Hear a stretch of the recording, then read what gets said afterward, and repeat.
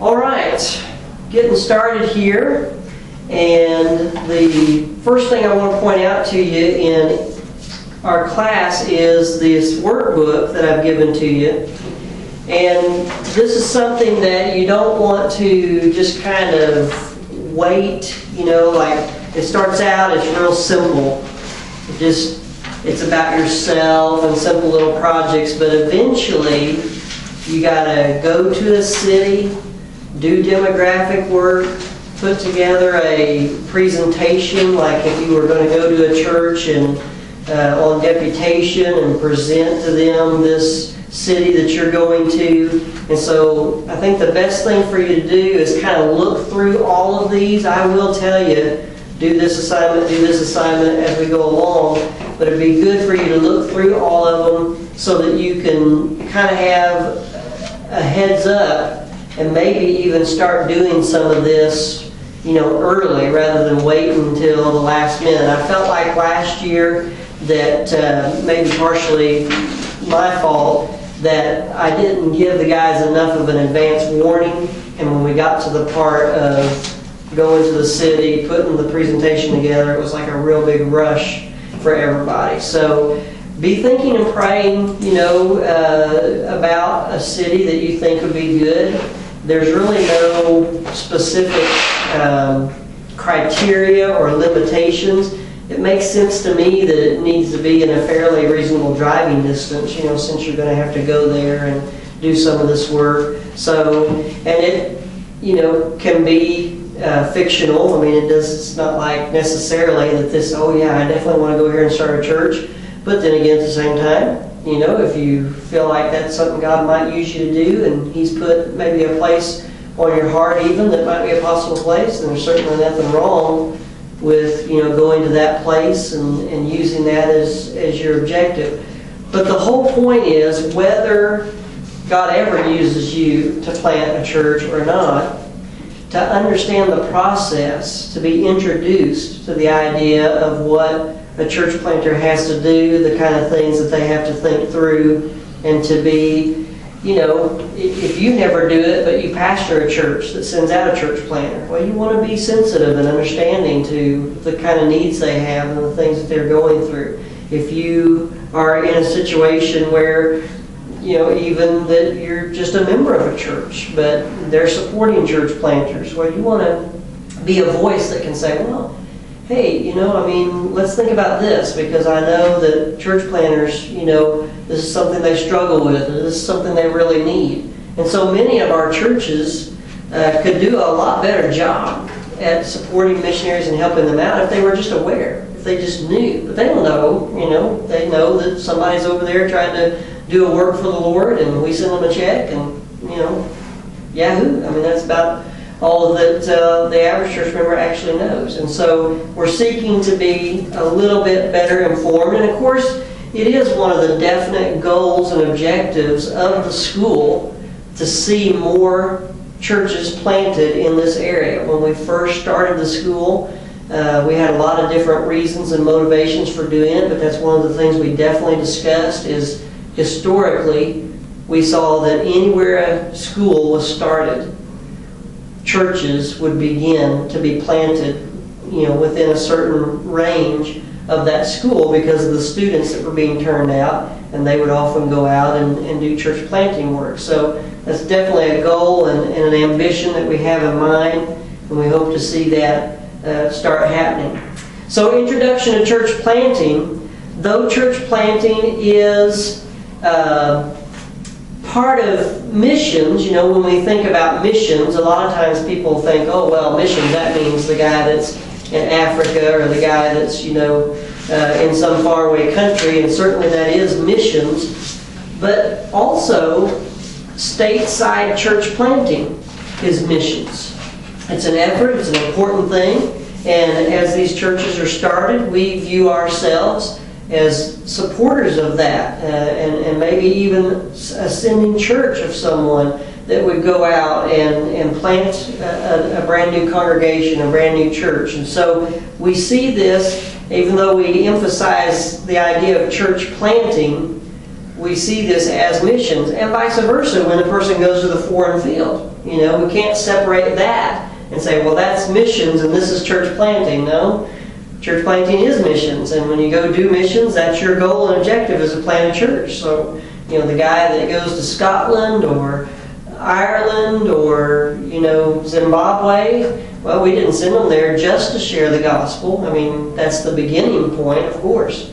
But if it's missions, the goal and objective is that a church or churches will be planted. So no matter where in the world. But for the purpose of our class, we are definitely going to concentrate on stateside church planting. That's what we're going to look at. Not talking about a cross-cultural situation at all, although stateside church planting could be cross-cultural. You could be right here in the United States, but you're going to Spanish-speaking people or something of that nature. Chris Cartwright is a cross-cultural missionary right here in America. And I just happened to be reading this article, and in New Jersey, there's this pocketed area of New Jersey where there's about 10,000 Kenyan people that live just in this very small area. Well, so a person could, go there and make that their target group, and it would be cross-cultural missions right here in America. So it is possible, but again, that's not really even the ideas we're going to be talking about. We're going to be talking about an Indiana guy going somewhere in Indiana or somewhere in the Midwest, and he'll be ministering to people that predominantly are the same as he is culturally, just establishing and planting a church where there wasn't a church and seeing what God will do with that. Now, here are the things that we're going to explore as we go through this semester. The first thing that we'll talk about is the conception stage.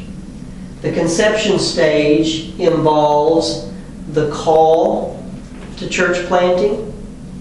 It involves the importance of ascending church and how you get those connections and what that's all about. And it also involves sharing your vision with other churches. Now this beginning stage will probably get most of our attention because this is an introduction to church planting. It's not an advanced class on church planting. So that beginning stage will probably get most of our attention, the conception stage. But from there we will move on and talk about the birth stage. This is when your vision and your heart's desires and all the plans that you have and that you've shared with other churches that you and your sending church share, the birth stage is when it all comes together. And so in that stage we'll talk about services or Bible studies. How do you get started, when you first go to the field? We'll talk about how to gather people. And we'll talk about meeting places and, what are the options there and what's the importance of, a meeting place and how that all comes together. So you got the conception stage, the birth stage, and then the third one is the body stage. The body stage. When you go and plant a church, unless you have the benefit of taking some families with you, seed families that you formerly had worshiped with and gotten to know, unless it's a situation like that, when you first go and plant a church, what happens a lot of times is it's a bunch of strangers worshiping together. I mean, that's, whoever you meet in the community and, maybe some new people that you win to the Lord, but for a while, it's people that really don't know one another, worshiping together and trying to get this idea of a church together. But there always comes this moment. Usually takes a couple of years from the time that you start. Sometimes a little bit earlier, sometimes a little bit later. But usually somewhere in the range of 2 years, it clicks. It becomes a body. It's no longer just these various different people in their individual lives. We've started to mesh together. We've started to become a part of one another's life. We fellowship in more than just worship. We're actually involved in, Yeah, come over, we'll have a barbecue. Hey, I need help moving, could you help me this weekend? We're, kind of doing life things together while we're doing spiritual things together as well. So that's the stage of body. And in that stage, we'll talk about how do you receive members? How do you assimilate new people? Help them get, going and what's going on? And how do you raise up leaders within this new congregation? That's all a part of the body stage. Then the fourth stage that we'll talk about is what I call the completion stage. So you've got conception, birth, body, completion. This is now, please understand that all these stages is from the mind of the church planter. The people probably won't see it exactly this way. But from the mind of the church planter, the completion stage is land and buildings. In fact, probably for me, the absolute biggest pain in the rear of church planting is land and buildings, but it's a necessary evil. I just don't know of any church planters that have been successful that have just said, no, we're not going to do that. We'll just rent theaters, we'll just rent storefronts, we'll meet in the school. Lots of them start that way, no doubt about it. But to have a lasting effect, there's something about you and I, we all know that the church is not the building. But there's something, especially in the Midwest, about that identity and the sense of permanence that building gives. That's important to the community. It's important to the congregation. Now, maybe someday it'll shift gears. But what I see is when you don't get into a building, even the congregation begins to say, how long are we going to do this? How long are we going to move this furniture? How long are we going to, not have our own place? And so there's still an importance to that. So how do you go about doing that? I can teach you a lot from my mistakes I've made and from some good decisions that I've made in that area as well. Talking about, in the completion stage, reducing financial dependency. Because, when you start out, usually you're heavily funded. Now, every work that we started, we never ask our supporters to support on-field ministry. So in other words, we rented a building, the local people paid for that. We paid for our own utilities. We bought our own literature. We wanted to do an outreach event. We footed the bill. From the very beginning, we taught the local people, these are your responsibilities. Now, the help side was with my salary, and when we started building a building, that's where a lot of the outside help came in. Well, so you've got to be able to look down the road and say, okay, if I'm going to try to see this baby on its own in 5 to 7 years, then you got to make some decisions about how's that going to be reasonable financially. And you got to think through all that when you're building a building. And then as you see that approaching, okay, are we reducing that dependency, or are we still as dependent on the other churches as we were? And so all of that's important. So how do you do that? How do you reduce financial dependency? And then we'll talk about, in that stage, do you stay or do you move on? Once the church has been planted, once it's been established, it's doctrinally sound, it's financially sound, what do you do? Well, that's an individual thing, of course, but it's something to think about. Lots of pastors have gone and started a church, and they stayed there. We might use the term founding pastor, church planter, founding pastor. They didn't really go as the church planter that had the idea, I'm going to go start several churches. But they went and started this one individual church, and then they stayed there and grew with it and stayed as their pastor. But then there are other guys, not very many amongst our work, but there are other guys that go and plant several churches, and that's pretty much their goal and objective. Of course, if God ever was to say, no, I want you to stay here, I think those guys would try to obey God. But basically, the feel is that their calling is to plant churches. And so they go, and once they get one up and running, they go on to the next one and get it up and running. There's another ministry this is just kind of a side note, that probably we need more guys doing, is church revitalization. I know a few guys that have tried to do that, and I've never seen a lot of success in it. I don't know if it's because it's hard to fund, because a lot of our churches have this disconnect that if it's a church, then we don't help it anymore, and so you're just kind of on your own.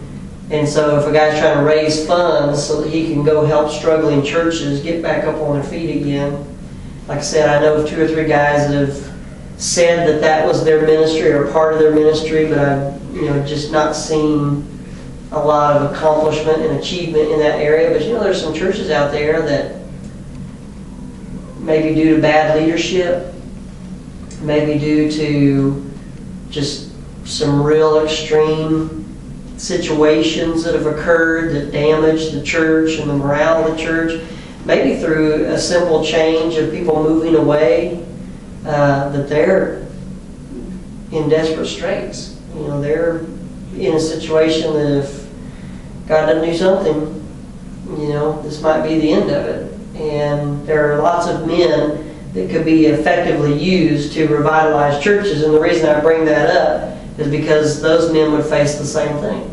Do I stay here now that this is up and running, going good? Or do I move on and say, okay, what's next? I got this where somebody can handle it. What do I do next?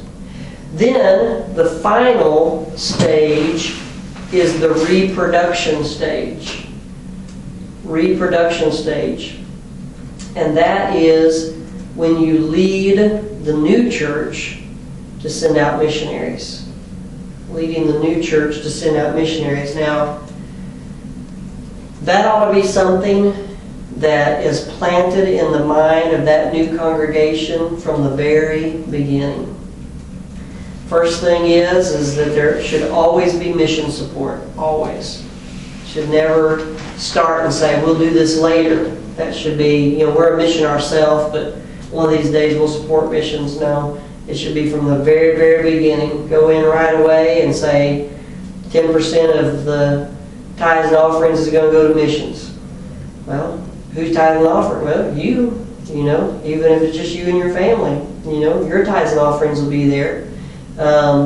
So 10% of that, goes to missions.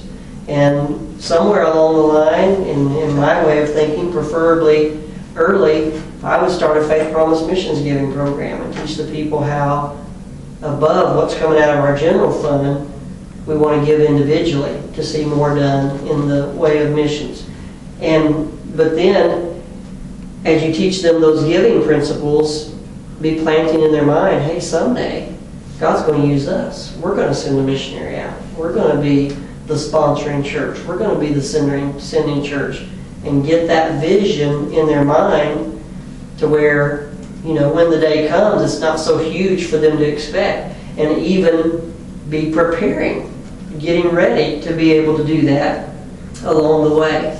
Churches reproduce churches, and that's an important part of this stage. Many, many churches have went through the first 4 stages without ever accomplishing the 5th.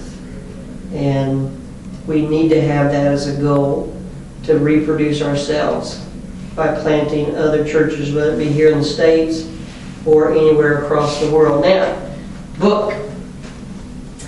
We are going to utilize this book, Planting Growing Churches for the 21st Century. Planting Growing Churches for the 21st Century. ISBN 10:0-8010-6514-3.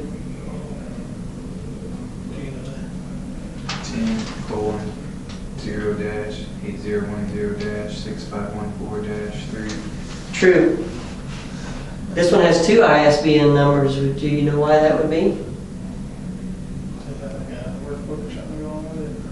No, no. The second ISBN number is 978-0-80-80-6514-9. Published by Baker Books. Who's the author? Glenn something? Aubrey, Aubrey, Malphurs, Malphurs.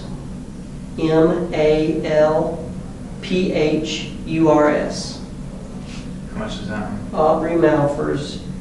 Well, on the back it says $26.99. Did you buy it yourself Amazon? Mine is a brand new buy. I've had it for a long time.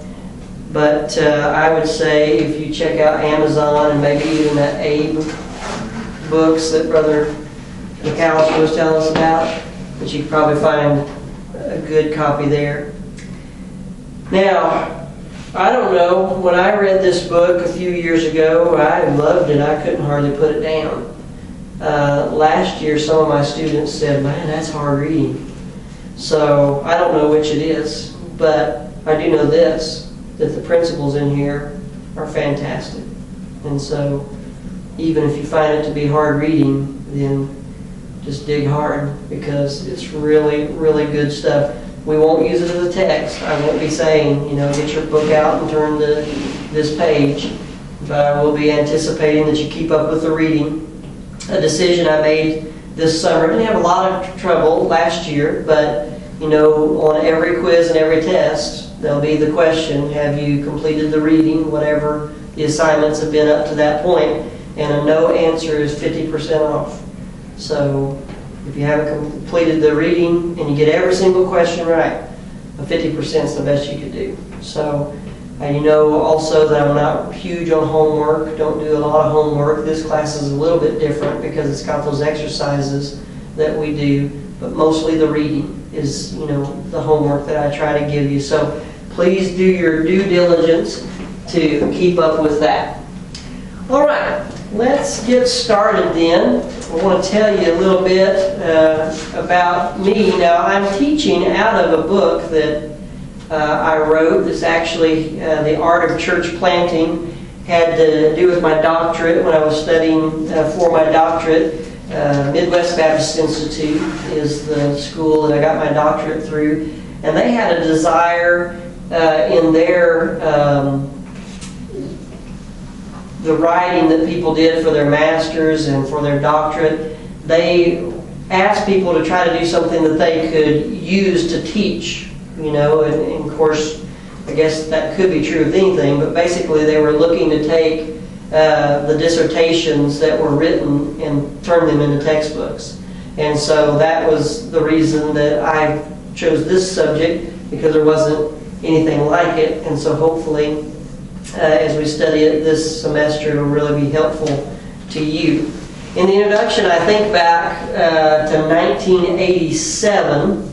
In 1987, I had just completed my first year of seminary. I worked at the seminary doing maintenance work, janitorial work, that type of stuff. And my supervisor, who was also a preacher, asked me if I'd be willing to go and preach that weekend. He had an appointment somewhere, but something had come up and he wasn't going to be able to go. And so he just wanted to know if I'd go in his place, and preach for him. Of course, as a young preacher, I was excited about that and said, absolutely, I'd be happy to do that. So I gladly accepted the appointment. And when I finally got there, I found out that my supervisor was not the first person that was supposed to go, that he was actually supposed to be going for somebody else. So I was the fill-in for the fill-in of the fill-in is what I was. So way on down the line, it was that this opportunity got to me, but I was very, very thankful. Now, the directions that he gave me seemed simple enough, but naturally we ended up getting lost. And so it was 120 miles from our house. So here I am in my Mazda pickup truck, and we're driving, 120 miles down the interstate, and here's Missy right beside me, which I didn't mind that part too much, but in her Sunday best, she's straddling the gear shift for us to get down there, and then there's Kelly over there in the car seat, so we're traveling this 120 miles, and we get to town, and we aren't finding the place, and the whole thing is just kind of crazy. So finally we stop and ask directions, and the guy that we asked, oh yeah, I know right where it's at, and he gives us these directions, and we follow his directions. Well, he didn't know right where it was at. He knew right where a church was at, but he didn't know right where the church we were looking for was at. So now we've gone the wrong direction, and got messed up on that. So everything seems to be falling apart. When we finally get there, Sunday school was just ending when we finally get there. So I don't think I was supposed to teach Sunday school, so I think we were okay on that. And when we pull up to the church, first of all, I'm just not that bad at following directions. This place was absolutely a half a mile from nowhere. I mean, it was just out there. It was the worst location ever.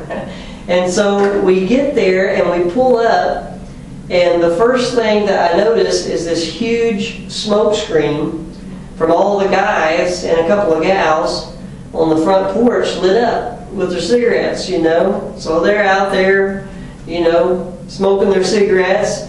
Actually, that wasn't true the first day, because the first day there wasn't very many people there. But they're out there smoking, and when we come up on the porch, there's actually ash cans on the porch. The kind that are like outside of elevators and stuff that people put their cigarette butts out. There's actually ash cans on the porch, but they never got used, because out in the yard it was just littered with cigarette butts, where they, finish one off and throw it out there in the yard. And so as I come into that situation, of course, I'm just filling in, no big deal. So, just like, good grief, what's going on here? And Missy and I, which at the time, I was 19, and I think she was almost 19. She was probably still 18, but she had a birthday coming up pretty quick. We were the only people under 70. Everybody else was over 70. All four of them was over 70. And so, it doesn't take a lot to figure out that if the people that are holding the fort are over 70 years old, it's probably not too much longer that the fort's in trouble. Things are going downhill real quick. So after services, they take me for a tour of the building. It was amazing. It had this brilliant red, not fire truck red, it was a little bit more of a burgundy color, but not much. It was pretty red, shag carpet about that tall, the kind with the long strings, but it was so old it was all matted down, it wasn't standing up. And when we went through to go to the fellowship hall, which used to be a separate building, they had added on to the building and connected those two buildings to create a couple of Sunday school rooms, but they never finished it. So it was just a shell of a building. On the inside, it was just, you could see through. The walls were up, but it was just the framework. And on the outside, it was just that black board, that they put up. That's what it was. So they had a fellowship dinner. So we go in the fellowship dinner, and much to my dismay, one of me and the song leader, he in the fellowship hall lights up a cigarette. So evidently you couldn't smoke in the church. You had to go on the front porch to smoke, but you could smoke in the fellowship hall. That was okay. And so all this stuff, it was just so incredibly wrong. It was just so incredibly messed up. In my mind, in the way I grew up, I could never have imagined that that would seem normal to people, that would be okay. So I think that you're getting the picture this is not the ideal environment for church growth. We've got some serious issues going on in this church. And that church actually became my first pastorate. That was actually where I cut my teeth or got my teeth knocked out, one or the other. But I remember that I preached to those 4 elderly people, and they were great people. You know, they had their problems like I got my problems, but they were great people. And that night, we actually had about 12. You know, so I don't know where they were that morning, but we actually had about 12 that night. And after the services were over, one of the ladies, you know, the man that was in charge, you know, said, "Was anybody got anything to say?" And one of the ladies said, "Well, I want to know if Brother Scott would be available to come and view the call." Well, that's the last thing I expected to hear or to be asked, you know, being the fill-in for the fill-in of the fill-in. But, you know, I said, well, I don't know for sure because I haven't even thought about that. I said, but, you know, one thing I do know for sure is I wouldn't be willing to leave school to do it. You know, if I did even consider it, I would just come down here on the weekends, you know, and that'd be the way it worked, which was fine for them, and it ended up working out for us. And so we were actually able to spend a couple of years there while I was in school, pastoring there. Now, after I left, a long time after I left, due to some good leadership, that church actually relocated to a different part of town on a main highway, has a beautiful building, and, you know, I don't know because I haven't talked to anybody in a few years, but at least at that time, they were doing great. You know, God had blessed, and they'd experienced a lot of wonderful growth. So, I guess the reason I share all that with you is because in all reality, that story is not that rare.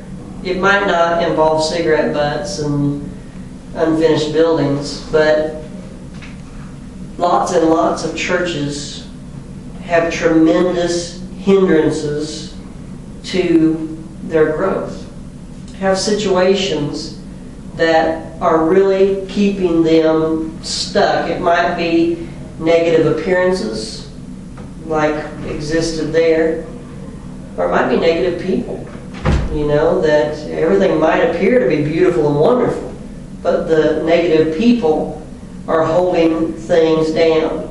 But we have to realize that those external negatives, in many cases, that's what's keeping it from being everything that God wants it to be. So, kind of the neat thing about planting a new church is that you get to shape and format things from the very beginning. Early in the 20th century, actually the church did very well. In the 40s and 50s, church was a big thing, and it was greatly received, very, very successful, maybe because of a little bit different time in our history and the way people thought and even all the distractions that existed in their life. But the reality is now that America has become one of the neediest mission fields that there is. And it's progressively becoming more and more needy, more and more of a mission field. Win Arndt pointed out in 1988, and I doubt if it's got any better since 1988, that between 80 and 85% of all churches in America were either plateaued or declining.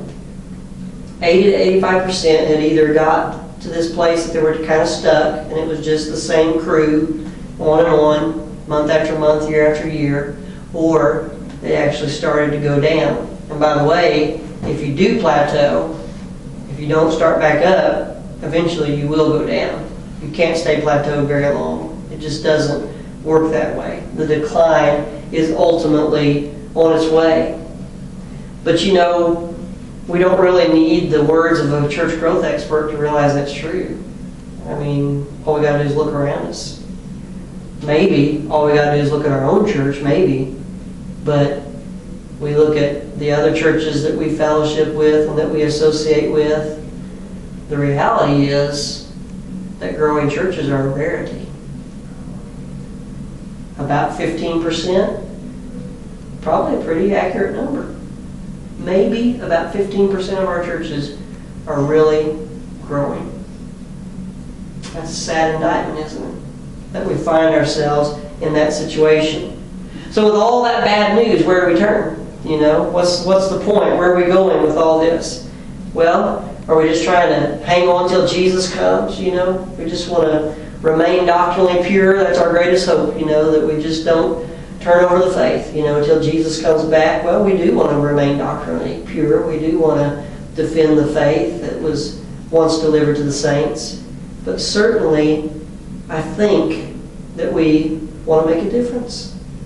We want to grow. I can't picture a way that we would ever think that we were doing what God really wanted us to do. And let me make sure I get this in the right context. Here in America,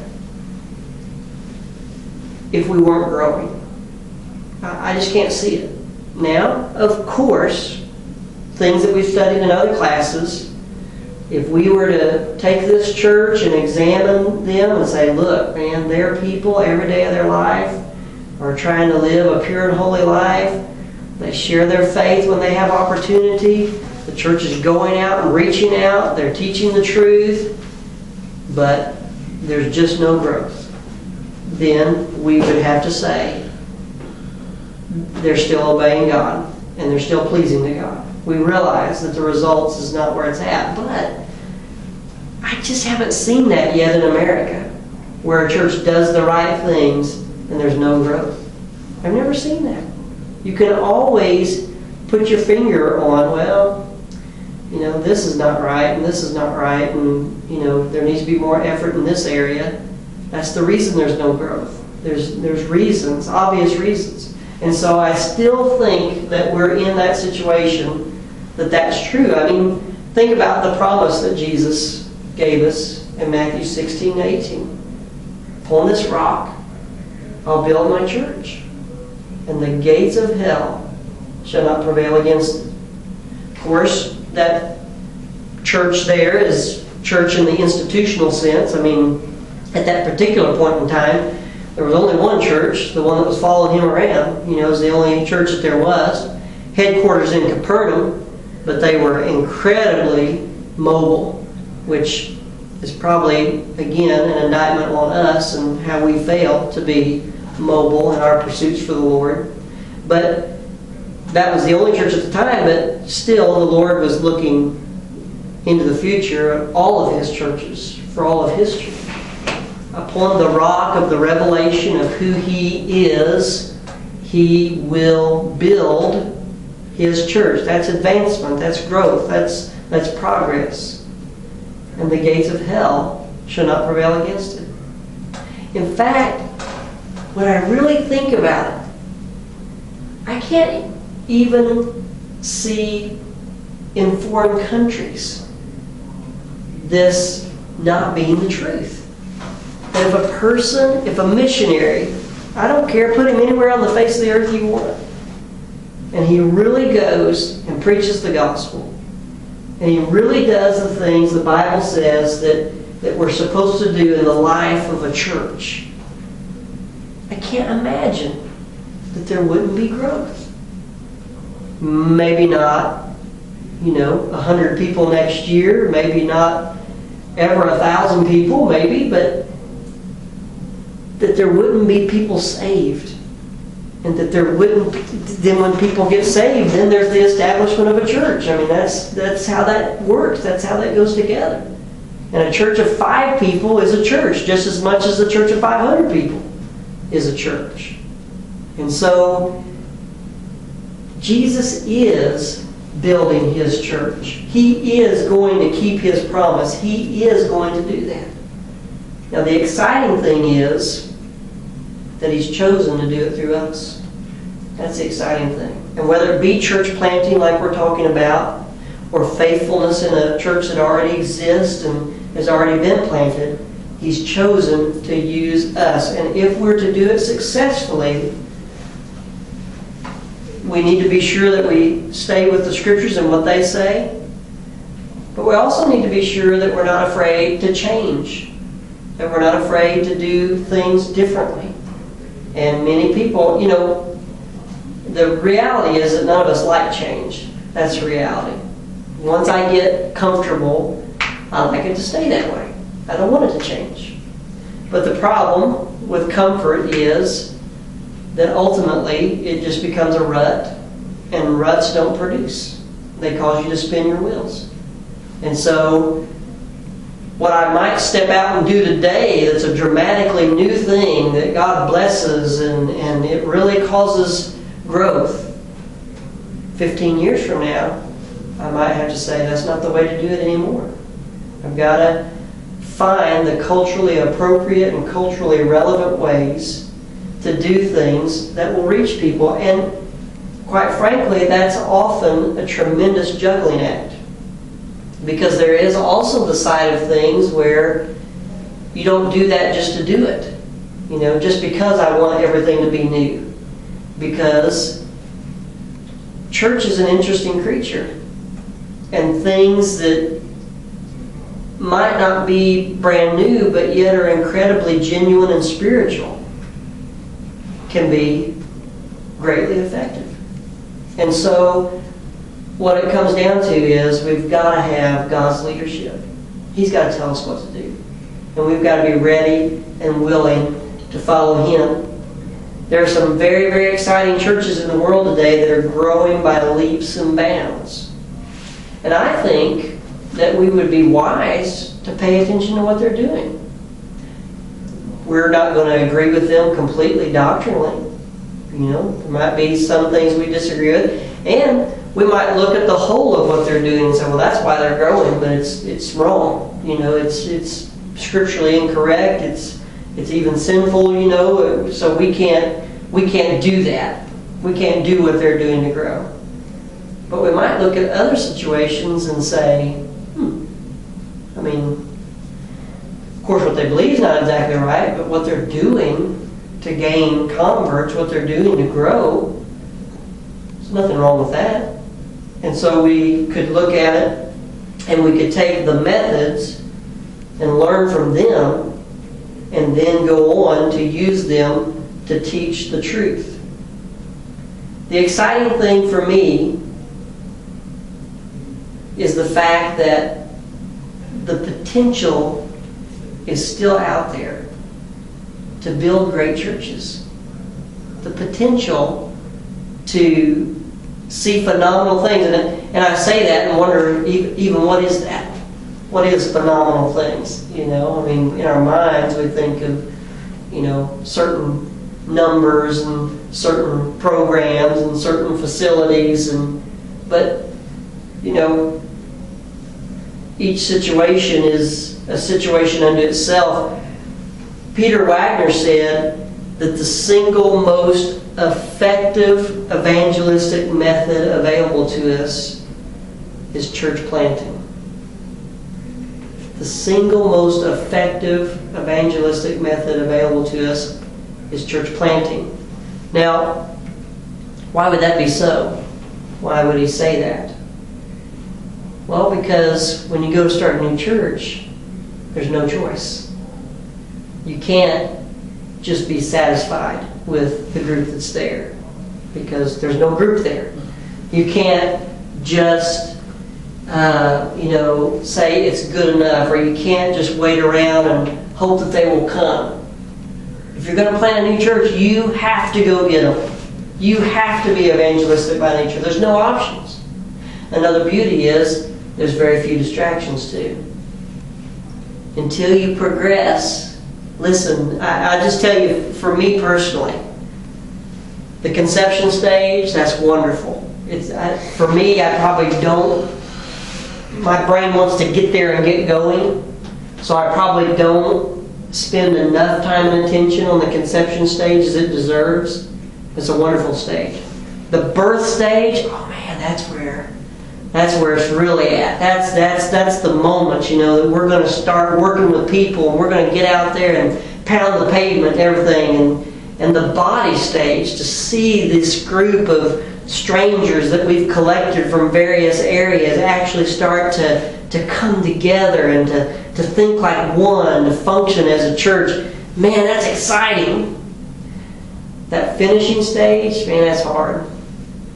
Because you all of a sudden you start doing things that are not ministry.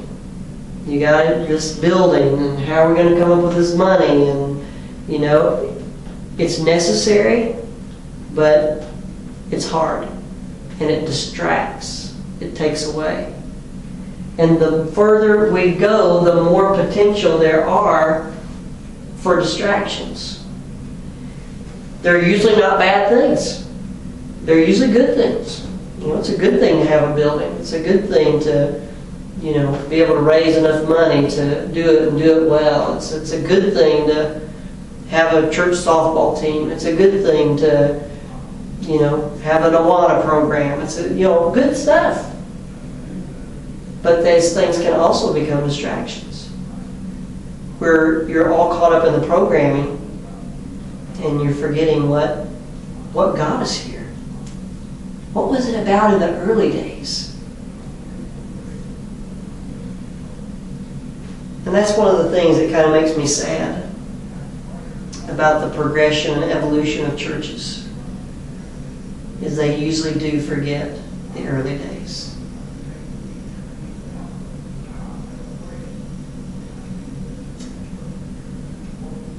All the sweat and all the toil.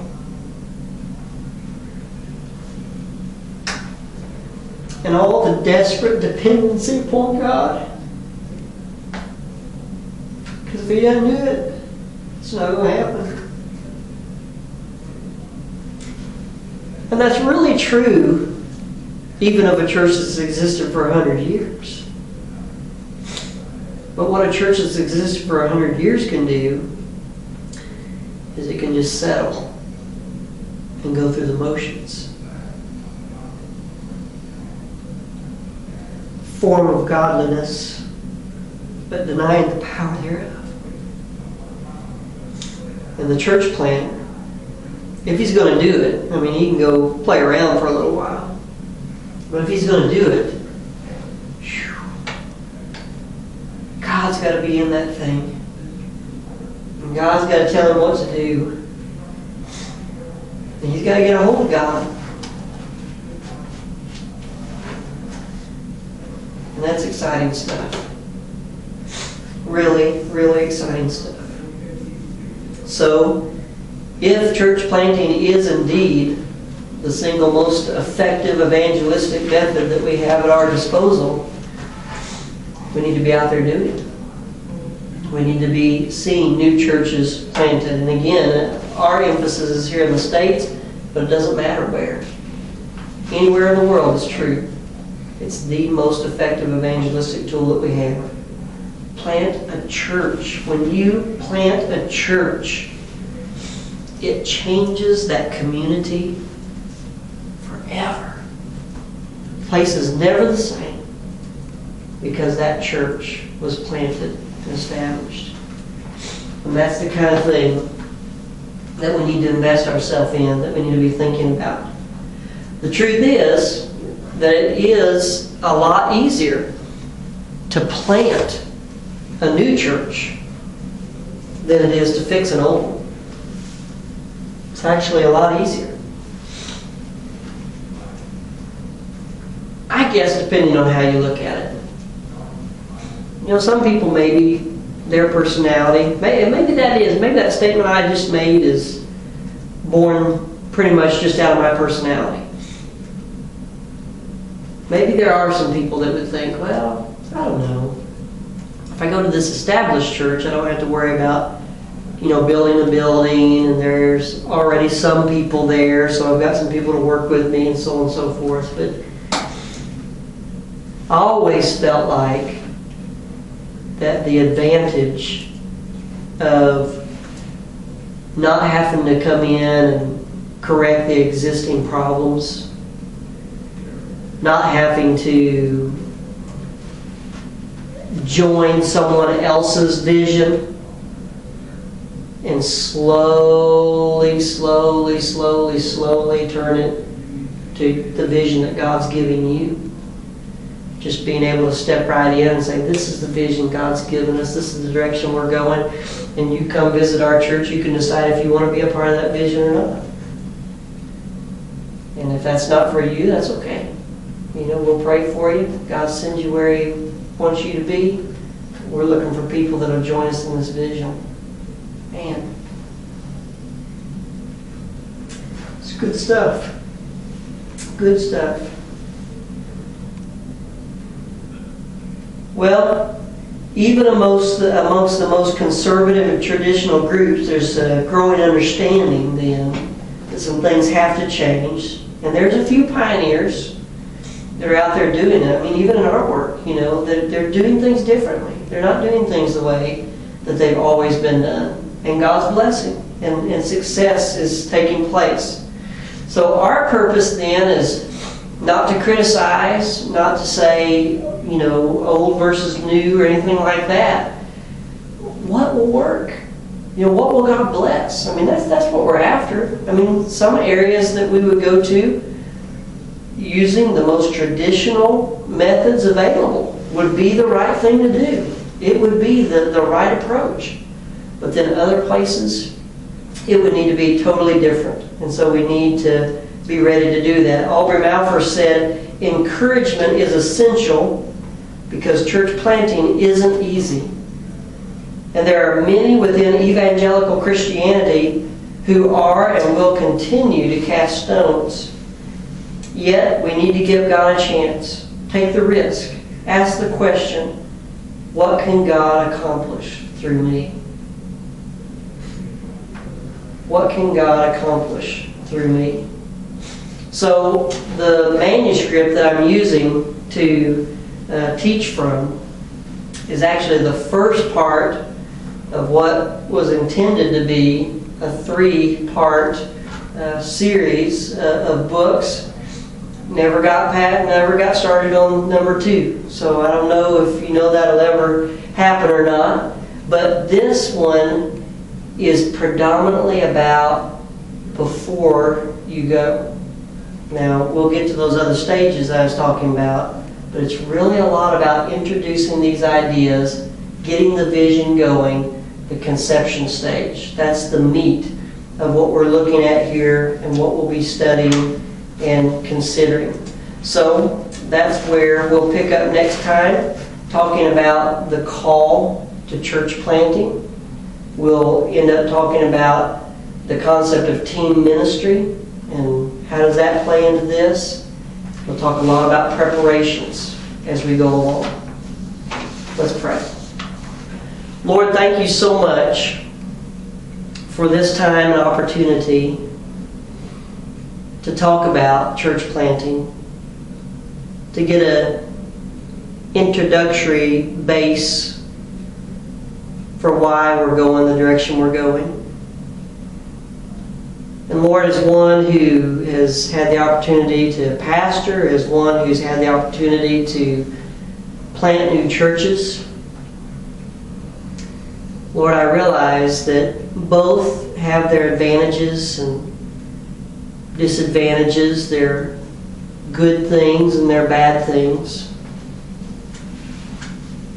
Father, I pray for the students that they would gain a passion for church planting. Lord, not even necessarily that they're going to do church planting. If that's your will for their life, fantastic. But that in their hearts they would sense